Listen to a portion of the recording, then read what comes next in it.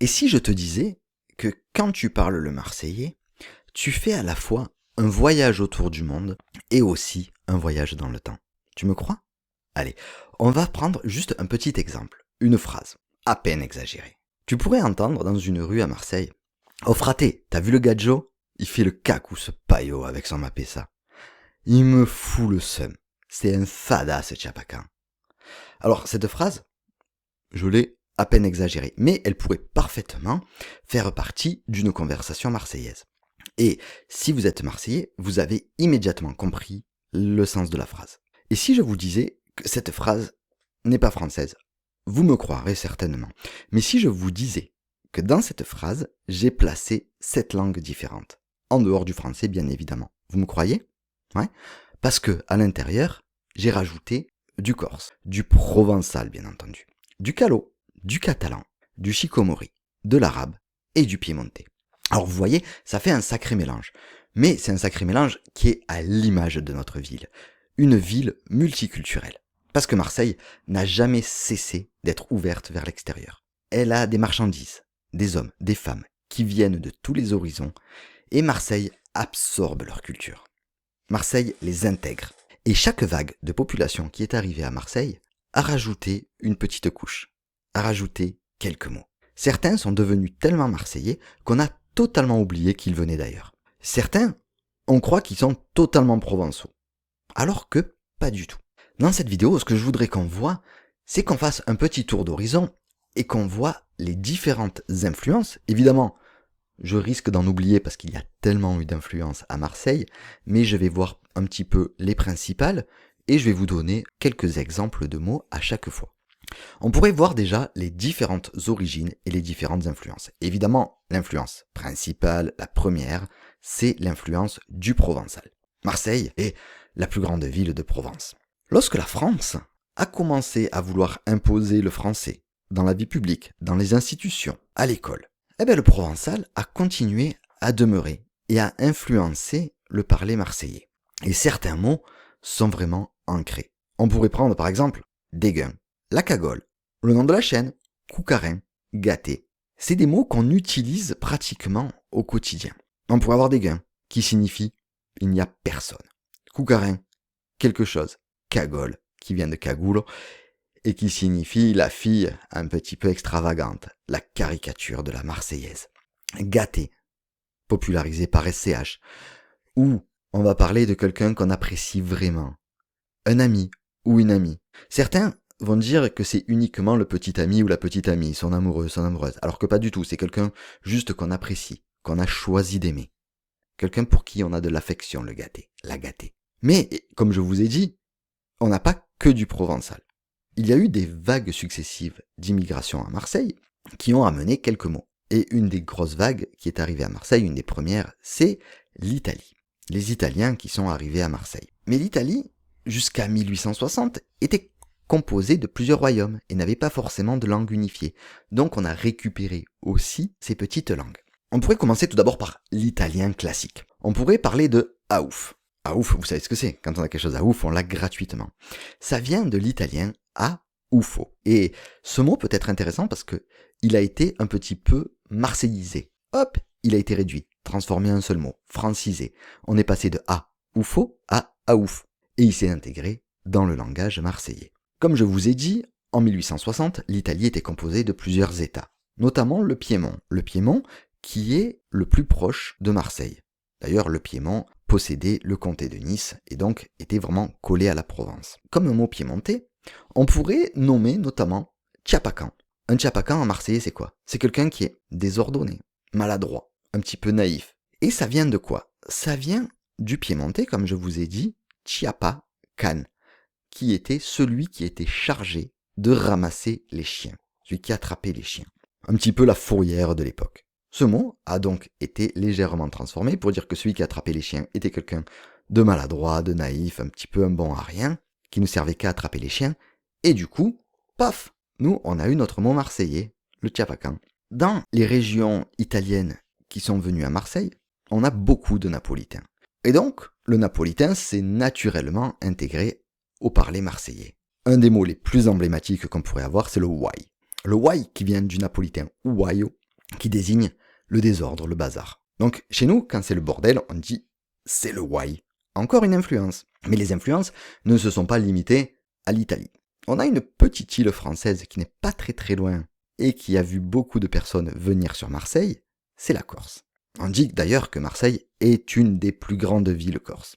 Vous voyez à Marseille beaucoup de 2A et de 2B d'ailleurs en plaque d'immatriculation, en souvenir de leurs origines. Mais pas que à Marseille, dans toute la Provence. Et un des mots corses qui s'est particulièrement bien intégré par les Marseillais, c'est frate. Frate, frère en Corse. Mais encore une fois, ici, on l'a un petit peu modifié. Parce que, quand on dit frate à un Marseillais, ça peut être juste un bon ami. Quelqu'un qu'on considère presque comme étant de sa famille. Pas seulement un frère au sens généalogique du terme, mais vraiment quelqu'un qu'on considère comme étant de son propre sang. Donc le mot conserve plus ou moins son sens d'origine et prend une nouvelle fonction dans la conversation. Puis, on trouve une autre influence. On était vers l'est, on va partir vers l'ouest. Et on va partir vers la péninsule ibérique. Et vers la péninsule ibérique, on a eu une influence gitane. Et l'influence gitane, c'est une langue qu'on va appeler le calo ou le romani. Et ici, on va avoir des mots par exemple comme gadjo, gadji, qui à la base signifie une personne non gitane. Nous, ça a été transformé pour devenir simplement, au sens populaire, un garçon pour gadjo, une gadji pour une fille. Qui dit péninsule ibérique, dit évidemment espagnol. Et dans l'Espagne, il y a plusieurs langues. Le catalan, dont on est assez proche, nous a apporté payo. Payo qui est aussi utilisé en calo et qui signifie une personne, un homme. Mais un homme d'une manière péjorative. Un lambda. C'est un peu, un payo, c'est un peu quelqu'un sans intérêt, un dégueu. Et vous voyez que donc on a gadjo, frate, payo, pour signifier homme, mais avec des sens affectueux différents. Payo étant vraiment péjoratif. Et puis, on va sortir des pays voisins. On va aller de l'autre côté de la Méditerranée et de l'Afrique. On a eu plusieurs vagues successives d'arrivées sur Marseille qui ont permis d'enrichir notre culture et notre parler, notamment l'arabe. En arabe, on peut avoir des mots à Marseille comme miskin, qui se rapproche de pêcheur, le pauvre, la pauvre. On a le seum, quand on est énervé. Et ces mots ont été rajoutés petit à petit dans le parler marseillais. Ce qui est logique, parce que nous sommes, à Marseille, multiculturels. Une des vagues les plus récentes qu'on a eues sur Marseille est la vague des Comoriens. Il y a une belle communauté comorienne à Marseille et qui nous a amené des mots comme par exemple mapessa, qui signifie l'argent. Et ce mot, encore une fois, a été bien intégré. Si à Marseille vous parlez de mapessa, il y a des chances que vous sachiez de quoi on parle. Enfin, il y a des mots qui ne sont pas forcément liés aux vagues migratoires. L'influence notamment anglaise. L'influence anglaise, et il y a un mot, peut-être que vous ne savez pas, c'est comment on peut appeler le pastis. On l'appelle le fly. Le fly, pourquoi? Ça vient de mouche en anglais. Parce que, à l'époque, on utilisait donc le pastis, le fly, et on utilisait aussi un petit sucre. Ceci attirait les mouches entre le sucre et l'anis, et donc si on commandait un fly, on savait que les mouches allaient arriver aussi. D'où le nom. Et puis pour finir, dans les origines, il y a du français, mais du français à l'envers, le verlan. Comme par exemple ref, rus. Et ces mots, encore une fois, ont été intégrés après un mécanisme de transformation. Et c'est ça qui est intéressant. Parce que quand on regarde cette liste, on n'est plus uniquement sur du provençal. On est vraiment sur un melting pot, sur un mélange qui raconte dans notre langue de marseillais, dans le parler marseillais, qui représente les différentes couches migratoires, les différentes arrivées dans Marseille, qui se sont parfaitement intégrées pour créer ce millefeuille culturel. Parce que un mot, il n'a pas de passeport, il voyage avec les gens, il change, il s'adapte et il s'intègre. Après avoir vu les origines de ces mots, il y a des mots où on pourrait avoir une origine un peu plus incertaine. Prenons par exemple le mot pégué. Il y a une étymologie qui est connue, qui est souvent utilisée, c'est que ça viendrait de pégard, en provençal, coller. Ben oui, quand ça pègue, ça colle. Mais il y a aussi une autre histoire. Ça viendrait de la poix qu'on utilise sur les bateaux, du maritime, du marseillais. Et cette poix, en italien, quand il y avait les travailleurs italiens, ça s'appelait la pecce. Et la pecce, quand on en avait plein les mains, eh ben ça collait. Donc on avait les mains pleines de pecce, et donc on pégait.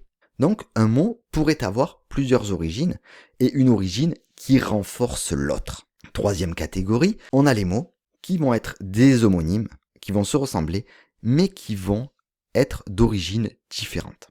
On pourrait prendre par exemple le mot rennais. Vous le connaissez, mais vous connaissez peut-être les deux rennais. On va avoir le premier, d'origine arabe, rennas, qui signifie quelque chose de mauvaise qualité. Donc quelque chose qui est rennais, c'est quelque chose qui est nul, qui est pourri. Ça peut être aussi attribué à une personne, quelqu'un de rennais, quelqu'un qui est nul, mauvais. Mais il y a aussi du provençal, rennejar, qui signifie se plaindre, geindre. Et quand on a un enfant qui est en train de renner, eh ben lui, il est juste en train de pleurer, de chouiner. Vous voyez? Double sens. Il y a aussi bader. Bader, encore une fois, deux origines. Origine anglaise, bad, mauvais. Et une origine provençale, badar, observer, regarder. Si on bad, version anglaise, qu'on est dans le bad, qu'on est dans le mauvais, on est dans un mauvais état. Si vous n'êtes pas bien, je suis en train de bader. Vous n'êtes pas bien, vous êtes sur l'origine anglaise. Mais si vous êtes en train de regarder, d'observer, de contempler, vous êtes en train aussi de bader. Quand vous êtes fan de quelqu'un, par exemple, regarde comme il le bade, lui. Et il regarde avec des yeux de merlan-frit. On a une signification qui est totalement différente. Mais le mot qui m'intéresse le plus, quand on parle de mots qui ont des connotations différentes et des origines différentes, c'est le mot gari. Gari, en provençal, un rat. C'est devenu quoi? C'est devenu un mot pour un garçon, pour dire à un ami, oh Gary, comment tu vas? Ça veut dire mon ami ou mon petit. C'est quelque chose d'affectueux. Pourtant, ça vient d'un rat. Mais il a une autre origine, évidemment. Et cette autre origine, c'est en comorien, qui signifie voiture.